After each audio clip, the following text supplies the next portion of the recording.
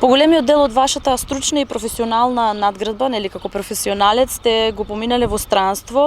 Колку темелните вредности на тие странски западни системи се компатибилни со балканските и македонските? Има ли простор за споделување на истите вредности кои се од стратешки интерес за унапредување на целокупната македонска демократија и политички систем?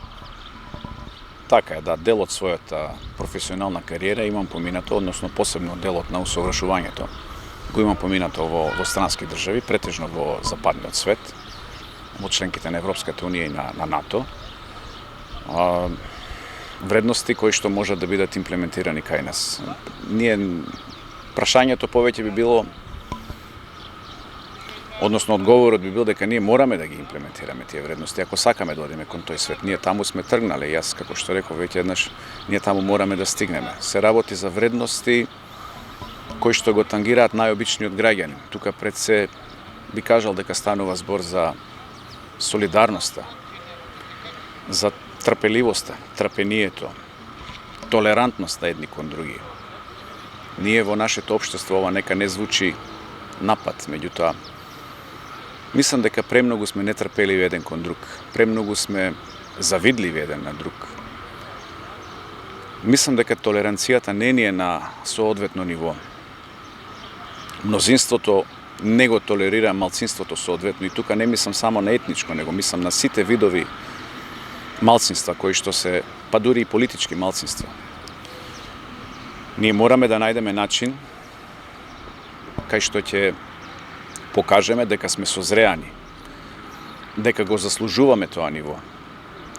И тоа треба да го покажеме пред се на терен, помеѓу нашите граѓани, не пред нашите партнери, значи пред нашите граѓани. Нашите граѓани мора да увидат дека ние сме поразлични, дека ние не сме исти како досега, дека нешто се сменило. Воспротивно, ако не покажеме дека нешто се сменило, јас би го довел во прашање и самото постоење, и самото обстојување на нас како држава, знаете. Ние 30 години сме во одредена транзиција која што го уништи нашето општество. Ние мораме да најдеме начин како да излеземе од оваа ситуација. А тоа може да се најде само на овој начин како што го кажав, да бидеме потолерантни, да бидеме еден кон друг, да се однесуваме со одговорност. Така да тоа би бил мојот одговор, знаете, на ова прашање.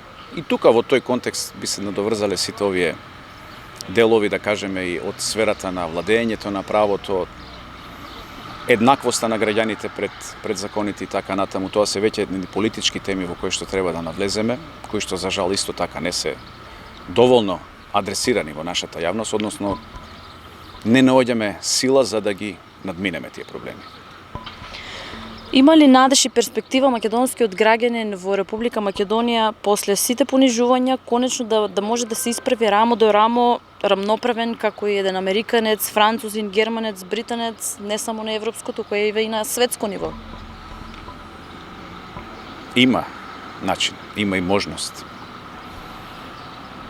Меѓутоа, тој начин е само преку обединување.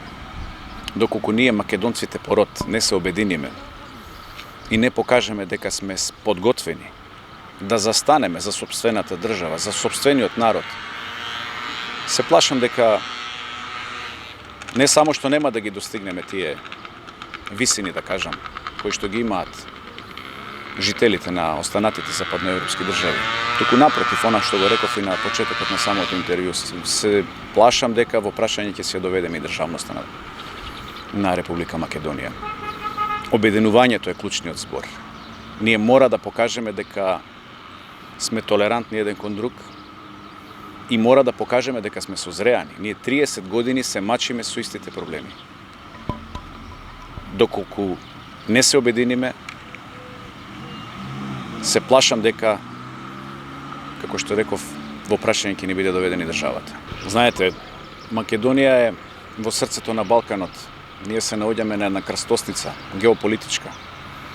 И тука од времето се сечеле разни интереси, различни култури. И тие култури оставиле свој белек на нашиот народ. За да ги достигнеме тие вредности на западниот систем, ние мораме пред се да вложиме во образованието. Оти образованието не е само знаење за нашиот народ, туку тоа е и воспитување. Од тука треба да почнеме. И мислам дека се почне од воспитувањето на нашиот млад кадар.